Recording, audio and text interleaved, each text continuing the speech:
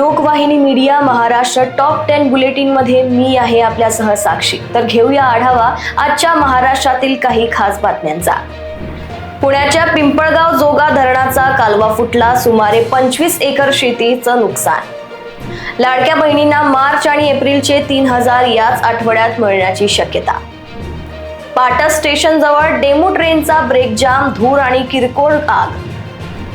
Mumbai Worli जेट्टीचे helipad मध्ये रूपांतर, आपत्कालीन सेवा आणि पर्यटनासाठी सागरी किनारा मार्गाला मल्टी मॉडेल कनेक्टिव्हिटी मिळणार। राष्ट्रवादीच्या राष्ट्रीय कार्यकारिणीत फेरबदल, प्रफुल्ल पटेल यांचे नाव वगळले तर जय पवारांची नवी नियुक्ती।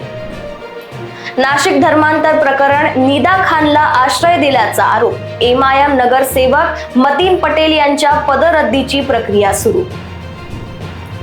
शिर्डी साक्री मार्गासाठी सटाण्यात बेमुदत उपोषण, अतिक्रमणे हटवून अपूर्ण काम करण्याची मागणी। सोलापुरात एअरगन ठेवताना गंधकाचा भीषण स्फोट, स्फोटात एक व्यक्ती गंभीर जखमी। भंडाऱ्याच्या लाखांदूर येथे भर दिवसा शेतात बिबट्या शिरल्याने भीतीचे वातावरण पसरले।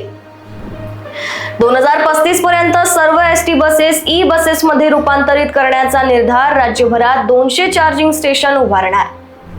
आजसाठी एवढंच। अशाच खास बातम्यांसाठी बघत रहा लोकवाहिनी मीडिया। नमस्कार।